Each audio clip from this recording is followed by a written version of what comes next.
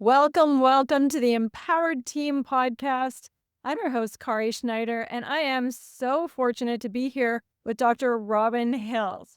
Now, this one's going to be very exciting because if you've ever wondered about emotional intelligence, it can transform the way you lead, the way you work, the way you communicate and interact with other people. And our guest today has the answers to how you can do that better. So Dr. Robin Hills is a business psychologist and director of EI for Change, and that's his website too. I'll say this later, but make note of that.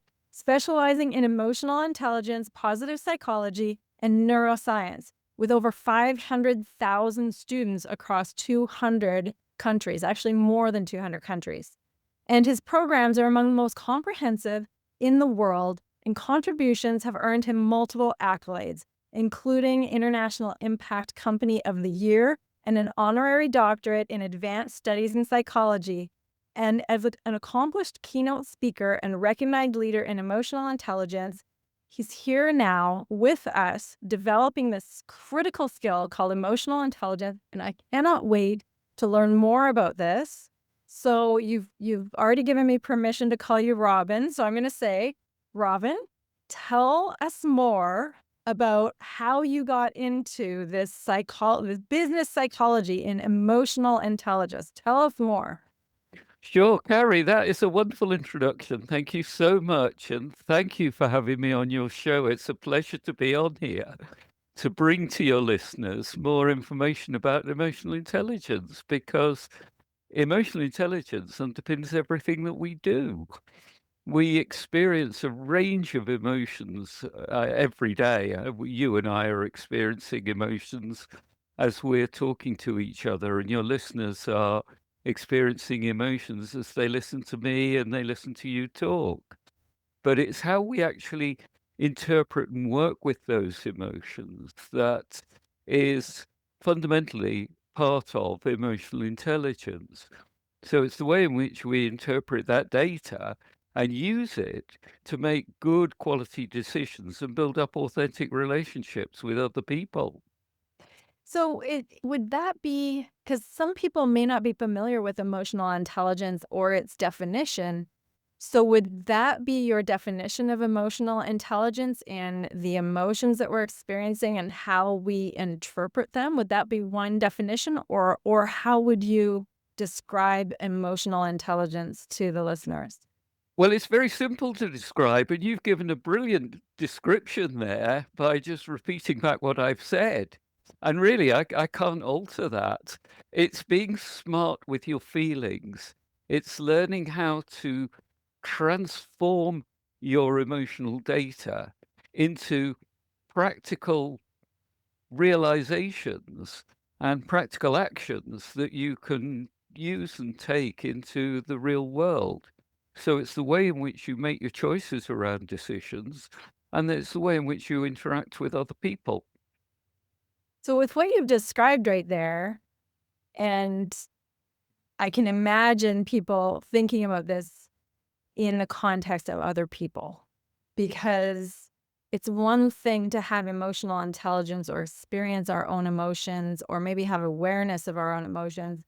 But then when it comes to the interaction with another human being, that's where we all likely get tested, especially in leadership roles, whether it's business or any sort of group that we might lead. We interact with other people. And that's likely, I'm guessing, where we really need to be able to practice this emotional intelligence. Would you say that is accurate, or what's your take on that? No, I would say that's perfectly accurate. I think what we've got to do is we've got to break it down into more manageable chunks. And we've just got to look at us as human beings. We have an inner world. That's the inner world of thoughts, reactions, actions, decisions, awareness. And all of that is going on inside our heads. It's going on inside our bodies. It drives our physiology and it drives our psychology. So having an awareness of that is having an awareness of how you react, how you behave. And it's having an awareness of what that means. It's having an awareness of what your strengths are. It's having an awareness of what your limitations are. It's having an awareness of your behavior and how that's driven by your personality and the choices that you make. It's having an awareness of your emotions. Do I like this particular emotion? Or is it something that feels quite unpleasant? And is it something that I'm going to work hard and find challenging when I'm interacting with other people? So all of that's going on inside our inner world. Nobody knows what's going on inside my mind at the moment. Nobody knows what's going on inside your mind at the moment. We are probably concentrating on each other, which is quite appropriate in a podcast interview. But nobody else has that awareness. That's it's with us. And then we've got the outer world of people, events, things, situations. And that's how we engage with the world. So what we really do need to do is to have an awareness of other people, as you've described, and that is purely and simply empathy. It's the way in which we're understanding how other people are thinking and feeling. It's not a case of agreeing with them. It's not a case of being sympathetic towards them. It's just a case of understanding. And then we have to communicate with people. So we use our social skills in order to interact with them. And all of that then combines together to give you an overview of emotional intelligence. But sitting right at the heart of that, right in the middle, is motivation.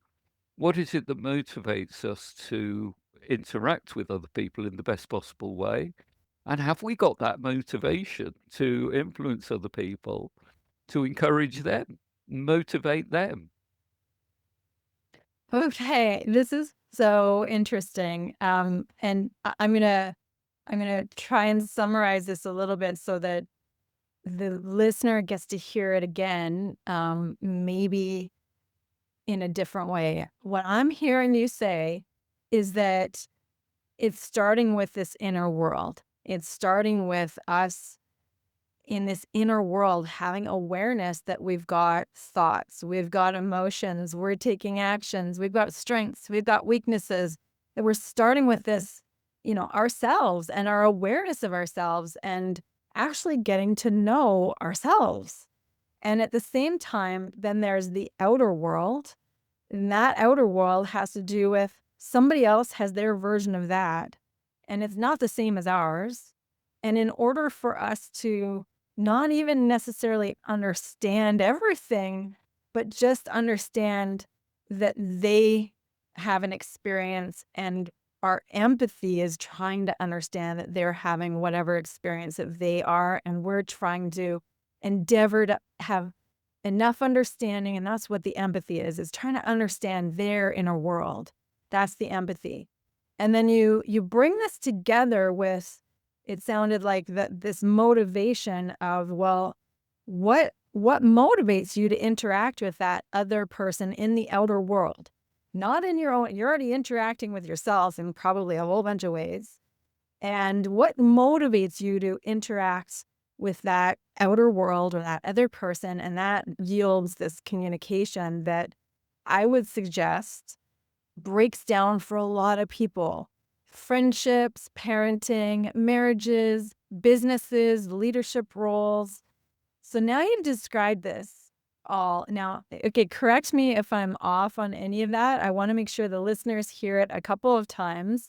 And if there's anything you want to add or correct from what I've described No, before we that's go spot into, on. oh, cool. Absolutely spot on. I think the interesting thing with emotional intelligence is when you start to deconstruct it, it's very, very simple and very, very straightforward. The big difficulty is putting it into practice. Mm. So it's incredibly easy to understand, yet it's very, very hard to do and to get right. And there are going to be times when I go into a situation and I will perform in a way that I can feel proud of. And I can come out of that situation and feel good about myself. I've interacted well with other people and I've been kind and they've got some value from that interaction. And then there are going to be other times when I go into a very similar situation and completely mess up. Why? Because I'm human. And it's very easy to talk about doing the right thing, but boy, isn't it difficult? Okay, so you're getting right to the crux of it. I love this, because I think this is where it's at for people in trying to communicate, trying to become more aware of themselves, trying to learn more about emotional intelligence or become more emotionally intelligent. And you've described something where you feel good about how you've interacted and how you've performed or with the intentions that you've brought to communication and that it might have had a good outcome.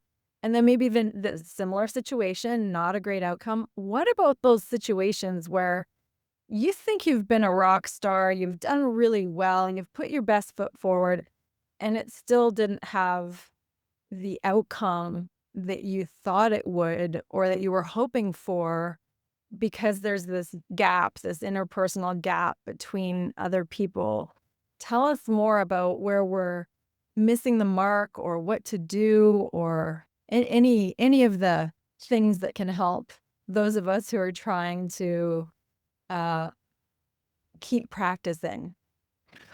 Well, I think the critical thing here is keep practicing because as you get older and as you get wiser, those interactions will become clearer for you. It doesn't mean to say that they're going to get any better, but you have a degree of clarity. Oh, that didn't work because, or I should have done this, or I should have said that, or this is the way that I should have behaved. Now, I think the important thing here is not to berate yourself for getting it wrong. Just recognize what it is that happened and what it is that should exactly the same situation arise again, what would you do differently? And I think through that, the learning comes. So part of it is self-coaching. Yeah, what went well? What didn't go so well?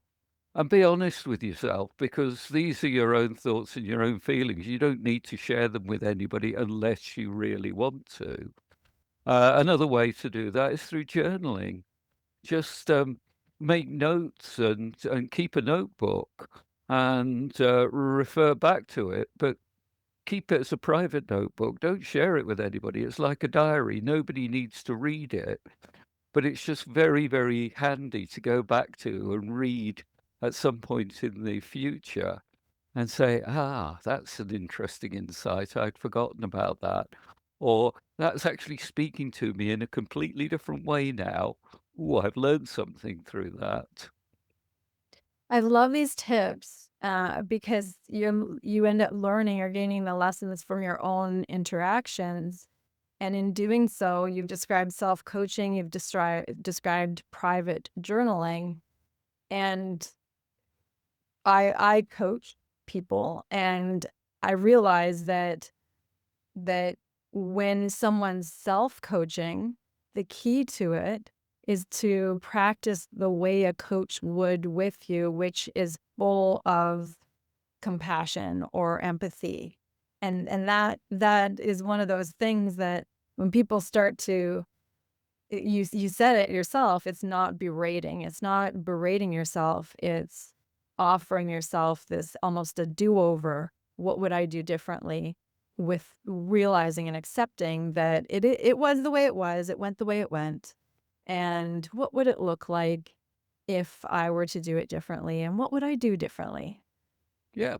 And also, if the situation has arisen that you were a rock star and you came out of it and think, wow, everything clicked into place. You go through exactly the same process. Exactly the same process. What went well? What could I have done better? What didn't go so well? What got in my way? Did people have the interaction that I wanted? Did they interact and respond in the way in which I expected? And all of that is learning. I love how you've put that in the context of a successful interaction, because I come from a background in high performance sports and in with business leaders, and the best of the best in the world do that very practice. They make sure they do that retroactive, no matter what the result was, whether it was a great result or a horrible result. They're going to go through that look back and reflection to see what they can learn, no matter what the outcome was. So I love how you've made sure that that point really, really lands. Sure, sure. And look, Kerry, it's 6 o'clock in the evening in the United Kingdom when we're recording this. What am I going to do at the end of this podcast interview? Well, I'm going to close everything out down for the day, and I'm going to go out for a walk, and it's going to be dark, but I'm going to go out for a walk, and I'm going to reflect on our conversation. What went well? What didn't go so well? Oh, Robin, you stupid idiot, you shouldn't have said that. You know, have that reflection, and that will be part of me becoming a better podcast interviewee. Excellent. I love it. Well, I'll be walking soon too, so maybe we'll be walking on the other side of the world, doing our own reflections simultaneously. I think that's an important part of working and interacting with people. Now, if we bring it back to the work context, let's bring it back to the work context. Most of us have a commute, and we have to drive to a place of work and drive home again. Well, on the way home, why don't you just use that as your reflection time? You're going to get stuck in traffic. You're going to get stopped at traffic lights. Things are not necessarily going to go the way in which you want it to go. Just sit there in the car, drive along, make sure that you are safe and everybody else is safe around you, and just think, what is it that happened during the day that I can be proud of? What is it that happened during the day that I need to think deeper about? What is it that I can do better? How can I plan to do this better when I go back to work tomorrow? I think that's brilliant, and also to your point on the journaling in private, that very thing could be a journaling prompt or practice as well, whether it's a commute, a walk, a journal practice, or in a business context, a post-mortem or a post-event reflection as well. So good. Okay, I have a curiosity about something. And this, I don't know, I only heard it once, but I was fascinated by the term. And I can't remember if it was psychoneuroimmunology or neuropsychoimmunology, but the term was for the concept that's becoming more and more evidence-based, in that how we think then it then is affecting our physiology and our nervous system, and thereby affecting our immune system. What have you heard of that term, or even if you have or haven't, what does that mean to you? Well, it's an interesting term. I'm going to be perfectly honest with you. I hadn't heard it before, but dissecting it down and with a background of working within the clinical environment for many years where they are evidence-based, or they say they are, but everything is very research-founded. The idea that your thoughts can have an impact on your physiology, I think, is very real. And there are anecdotal case studies out there of people who have a positive mindset or a positive attitude to their illness or to their health status, and they do incredibly well.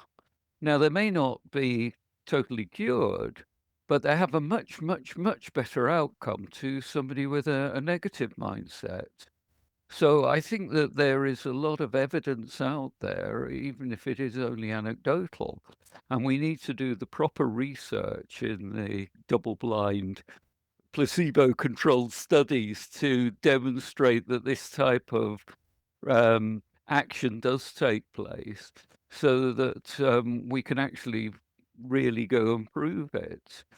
Now, many, many years ago, somebody was talking to me about negative energy and how we dissipate energy, and how there are certain people who are, well, for want of a better term, are radiators, and there are certain people that are drains. Now, the radiators radiate positive energy, and you feel good around them. And then drains are those people who radiate negative energy and are very, very draining. So I think one of the critical things here is to check your plumbing. Are you a drain or are you a radiator? And what came out of that conversation is you wouldn't want to put your 3-year-old child in front of a box that is radiating negative energy. You just wouldn't want to do it. So why do you put that child in front of a person? Or why do you put yourself in front of a person that is radiating negative energy? So I think a nice way of looking at it is, does this person drain my energy, or do they radiate positive energy and make me feel good? So on that note, there's a few things that I think of when you, especially with the vision of that analogy, and it's that when you wouldn't put a child in front of a box that radiates negative energy, then I also think of, yes, people, but then we've got our phones and our iPads and our televisions. And then I also think of people who are in work environments where they may perceive someone else to have negative energy or a lot of negative speaking, and they don't have a choice to remove themselves from that because this is a meeting they have to be in, or someone interdepartmental that they have to communicate with frequently, and they, or even a family member that they feel obligated to interact with. And so I want to get your take on that, those in situations or circumstances, while also asking a second question, which is about changing the thought about things in order to influence our own emotional state. So Sure. share with us what you think about that. Well, look, let's go to the first part of that. We all have to interact with people that we'd rather not interact with. There are going to be certain people that are drains on our energy, be they family members, be they people in a social interaction, or be it in a work environment. I think what we've got to do is to recognize that these people are going to present us with challenges, and a lot of it is around the choices that we make. Now, you can then choose to react negatively to that person, and it could then spiral upwards or downwards or outwards in whatever way and have certain consequences. Um, the other thing to do is to bear in mind that you have different choices that you can make around it. Look, I've got to say here, Kerry, this is very easy for you and me to talk about. It is very, very hard for people to do in the heat of the moment. And I think this is where this self-reflection and self-coaching comes in. What went well? What didn't go so well? What could I have done better? This person is really draining my energy. What can I do? Can I give them some feedback? Are they going to respond positively to that feedback? How can I give them what they need? How can I give them what they want? How can I be kind to that person? How can I change their attitude towards me?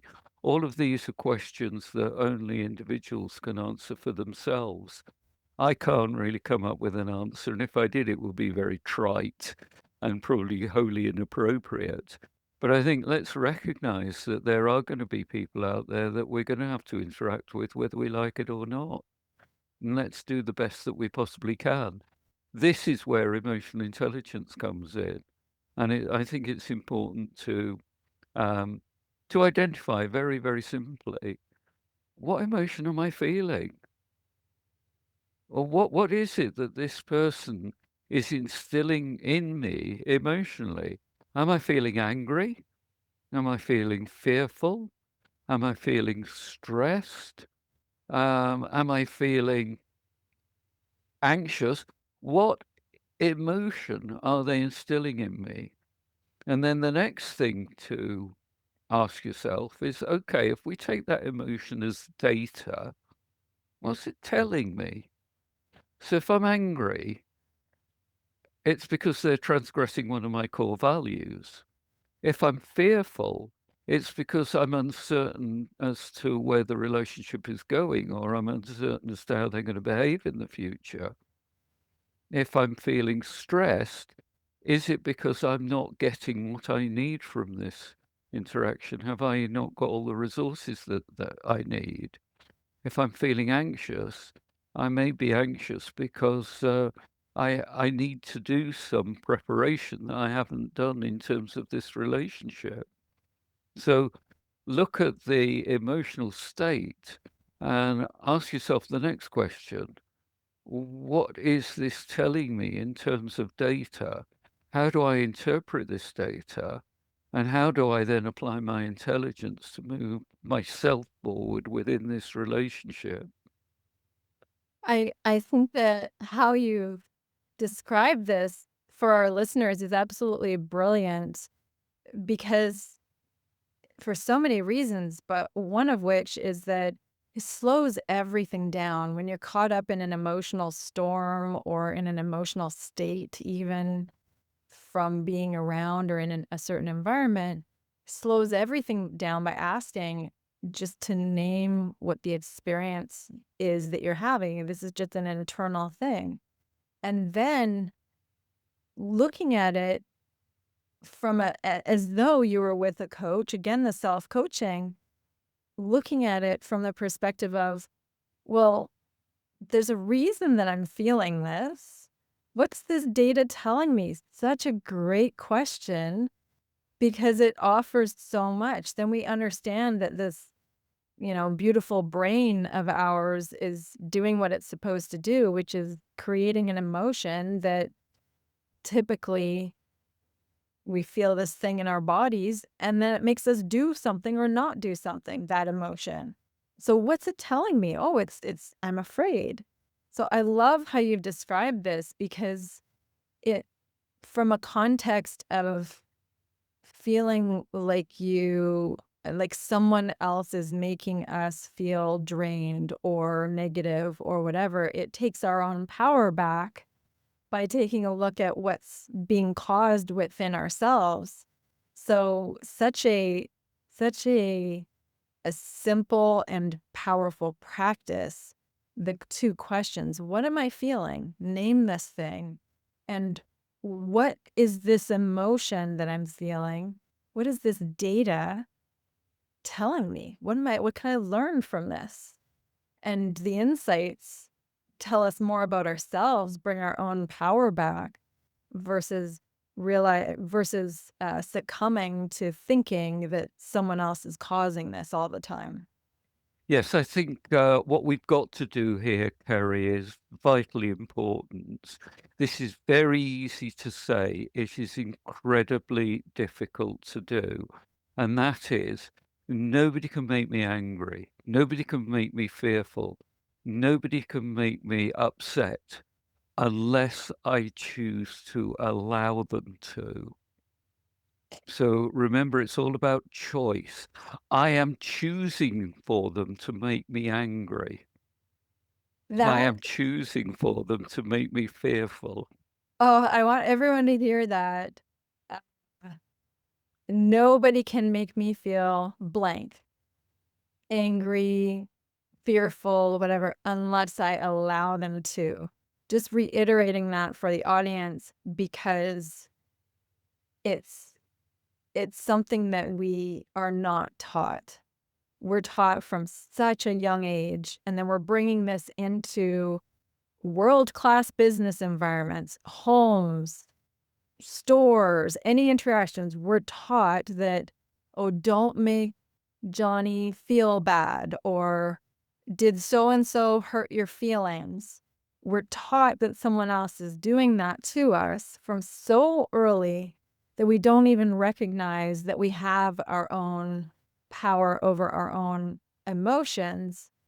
And what you've said is it's this thing that we can cognitively understand, but like you've repeated, it's so hard to recognize and be able to act it in real life, to practice it in real life. And ultimately, it's emotional adulthood. It's emotional ownership instead of relinquishing all of our emotional life to situations or people or whatever the situation is. Yes, and I think to take it one stage further, it's just to recognize that everything that we do is down to a series of choices that we make as individuals. And we can choose the red pill or we can choose the blue pill, but it is our choice. And ultimately, the choice is driven by our emotions. So, how do we then manage our emotions to make the best choice? Now, whatever you choose, whether it is the red pill or the blue pill, there are going to be consequences. And you may not like the consequences with either of the pills, but you've got to make a choice. So the important thing to do is to make the choice and make the choice with that understanding that the choice is not going to be good, but choose the least worst choice. And if you get it wrong, go back and think, well, how can I make it better? How can I change? Because I'm at a different point in time now. I've got some learning. I know the red pill didn't work. Right. Can I take the blue pill now? Well, or no, I can't take the blue pill. I've got to stick with the red pill. Ooh, can I look for a green one? Can we have another option? Wait a second, there's more colors. Or do I have to take a pill in the first place? Yeah. Perhaps I have to use it as perhaps I ought to use it as a suppository rather than a tablet. It's all about choice. Or maybe just no pill. Is no an option? You know, it might be a placebo. We don't know. Yeah, it's so good. So good. I love that. I've taught in business environments that the decision is not good or bad or right or wrong. It's just a decision. So to completely separate it out from the outcome and realize that the decision's only real function is to create some outcomes along the way to the outcome you're trying to get. And the only way that you're going to figure that out is whether it works the way you think it's going to or not. And then we make another choice and another choice and another choice until we tiptoe our way through a path to the outcome that we're hopefully desiring. So Yeah, it's yeah.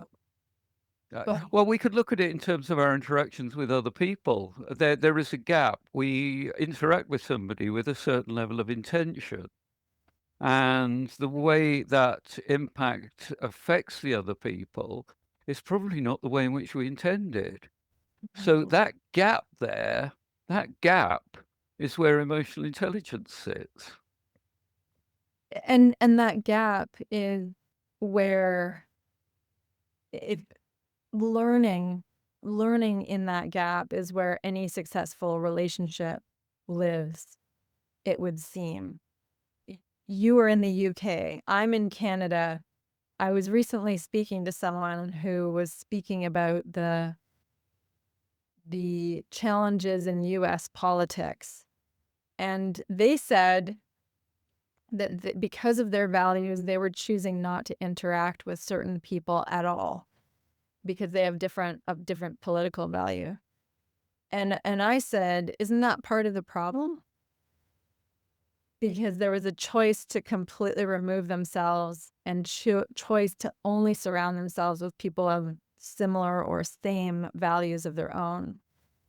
And I get the rationale for that, but then it negates what you've been speaking about, which is empathy for someone else and seeking to understand what they think or feel or believe.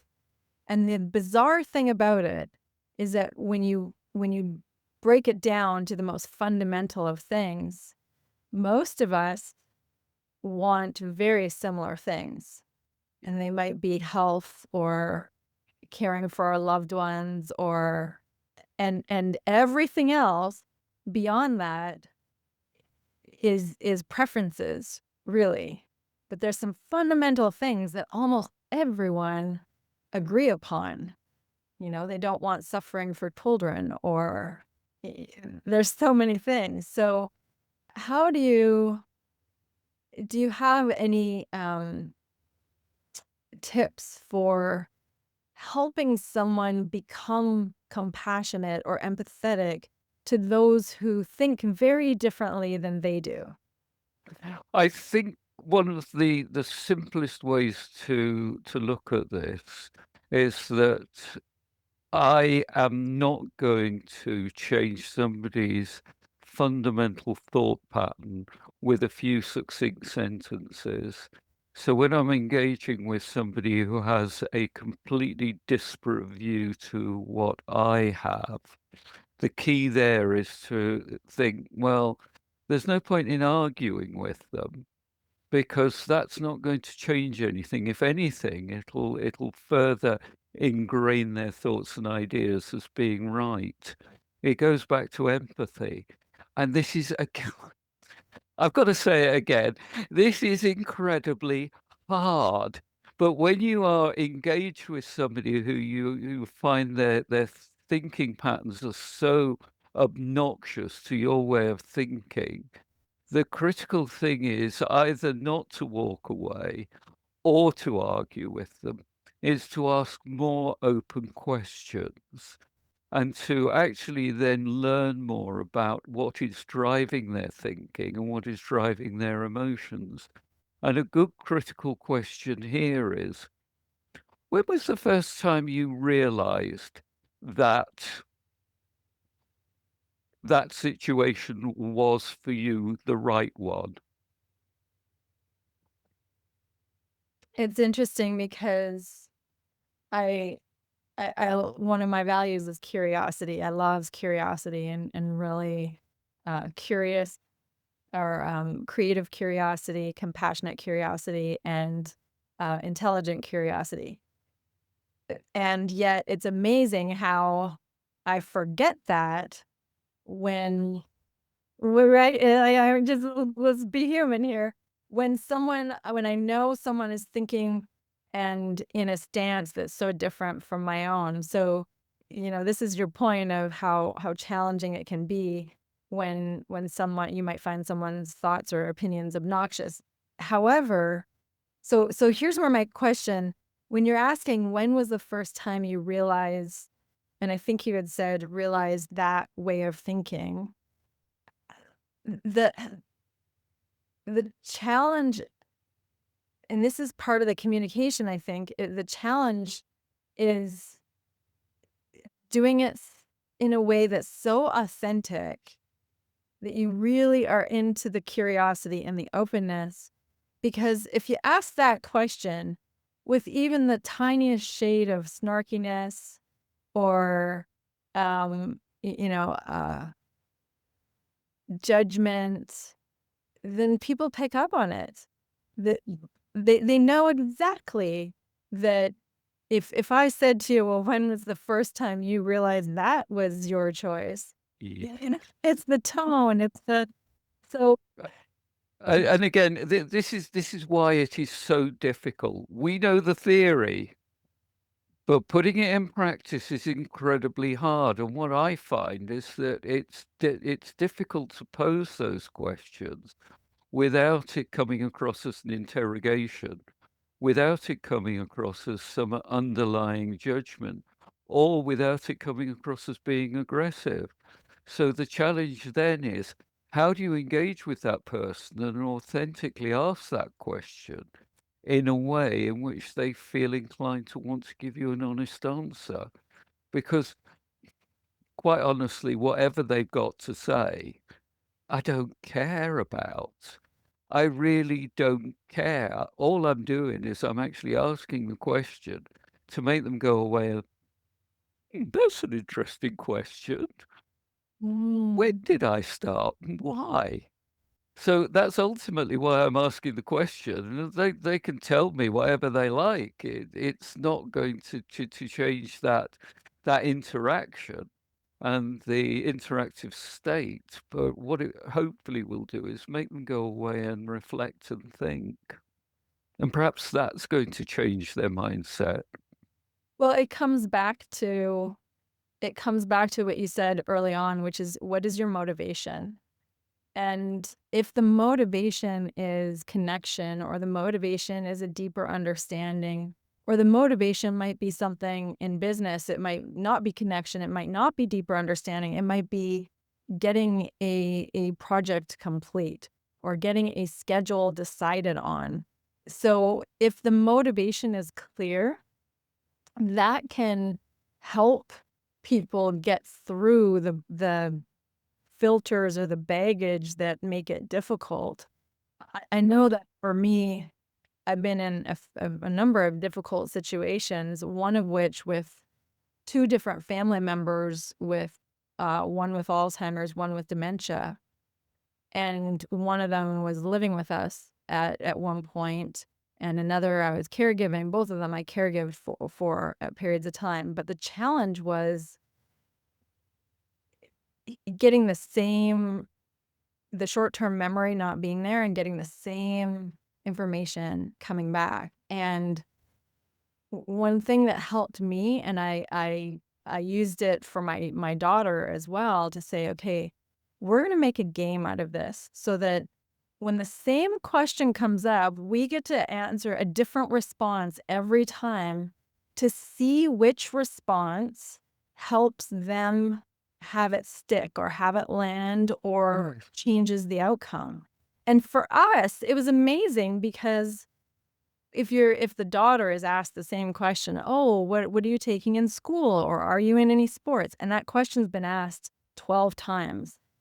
Then when it's a game, so when our motivation is having fun with it, but not making fun, but having fun ourselves and in a connection type of way, then it changes everything. And the dynamic is interesting for everyone and fun, and the communication keeps flowing. And then that was one thing that was very helpful in extremely tough interactions. And then another one for me personally was when it was so hard in a few challenging interactions, so hard to remember that you're not against someone, that you're trying to be on the same page. I would repeat in my head, I am you, you are me. I am you, you are me. I am you, you are me, to break the perception in my brain when maybe the emotions or amygdala might be getting challenged, to break that perception and try and keep a cohesiveness or a connection of some sort, so that I wasn't liable to get snarky or just break down the communication. Sure. Look, let's take those really good interactions and scenarios that you just painted with some really good tips in terms of managing those relationships, and loop it back to an earlier part of our conversation. And that's the part of conversation when we were talking about interacting with radiators and drains.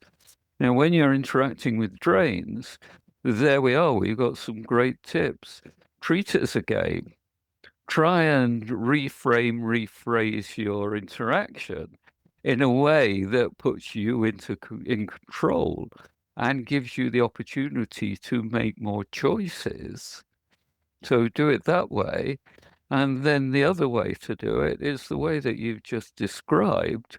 I am me, you are you. And just recognize the differences there.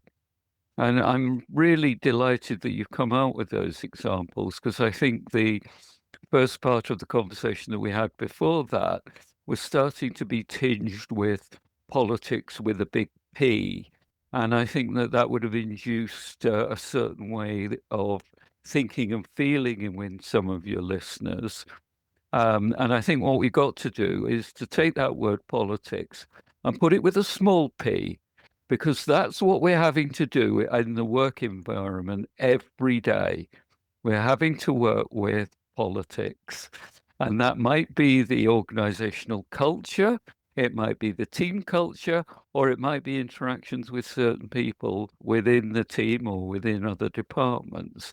And we have to learn to work with it and manage it. Now, we're not going to get everybody to be on exactly the same page as us, but how do we actually read what's written on their page and interpret it and work with it in a more positive way? Easy to say, hard to do. It's so good. And most times the things that are the hardest to do are the most fulfilling. And this is the practice in what you're describing. Um, a few key questions here. When you look at you're looking at emotional intelligence, and now we're in an age of artificial intelligence. What do you see? Where do you see this part of your career or this topic of emotional intelligence? Where do you see it going in 5 years? And how does artificial intelligence potentially impact that? Well, artificial intelligence is having an impact in the world on a day-to-day basis. There are certain things that I am doing in March 2026, which is when we're recording this podcast interview, that I couldn't do at the end of 2025. So in the last 3 years, we've covered three. Sorry, let me repeat that, or let me rephrase that. In the last 3 months, we've come along in leaps and bounds, and there are things that I am doing now that I never thought were possible. So where am I going to be at the end of the year? This is absolutely phenomenal. It is having a major impact on the way in which I'm delivering emotional intelligence learning interventions online. And some of the interactive tools are just mind blowing. And this is AI driven. I can't do it. All I can do is construct it with AI. Where am I going, or where are we going as a human race over the next 5 years, I think is a critical question. And we've got to remember, what is it that we do that artificial intelligence does not do? Well, we have values, we have ethics. We can then make judgments based on those. We can be creative. We can adapt around situations as they unfold. We can innovate. We can do things differently. We have this ability to connect with other human beings. We can empathize. We can understand. We can work with emotions. And we also have, again, another topic for another occasion, our spirituality. What is our search for meaning? Why are we here? What are we doing? What do we want out of life? And all of these things are things that artificial intelligence can't do and will never be able to do. Why? Because it doesn't have what you and I have got, and what we've talked about, Kari, and that is inside our head, a wonderful human brain. I love that. Thank you.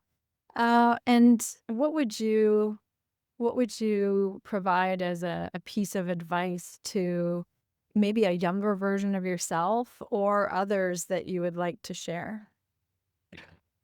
I think What I would say to my younger self is the future is great. Just embrace it, adapt into it, innovate, be creative, keep an open mind, and keep that ability to curiosity, like, use curiosity to seek more information.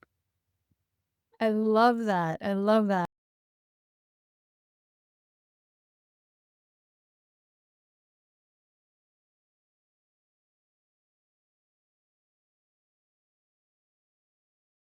Business and the Authority Guide to Behavior in Business. Both of them are available on Amazon or good bookshops. Excellent. Okay, I had the Authority Guide to Behavior in Business, so I love that you've mentioned both. This is excellent. And people can find you at your website, and that is EI4, the number 4, change.com. Anywhere else that people can reach you? Yes, if they want to take courses on emotional intelligence, just put into a search engine emotional.intelligence.courses, put the HTTPS // and then put emotional.intelligence.courses, and up will come a whole range of courses that I've been working on with these wonderful new interactive learning tools that I've created through AI. Excellent. So between the courses, your books, and your website, are there any, do you have any social platform that you are on or prefer, like LinkedIn or anything like that? Yes, and I was on LinkedIn very, very early on. So just put Robin Hills into the search engine and I should come up very, very quickly. Please, please, please do connect with me. I'm more than happy to connect with people on LinkedIn. If you've got any questions or if there's any way in which I can help, use it as an opportunity to connect. Amazing. Excellent. I so appreciate your insights, your way of thinking, the value that you bring, everyone. Thank you so much for being with us on our podcast. Carrie, it has been wonderful. Thank you. I've learned something through it as well. Thank you.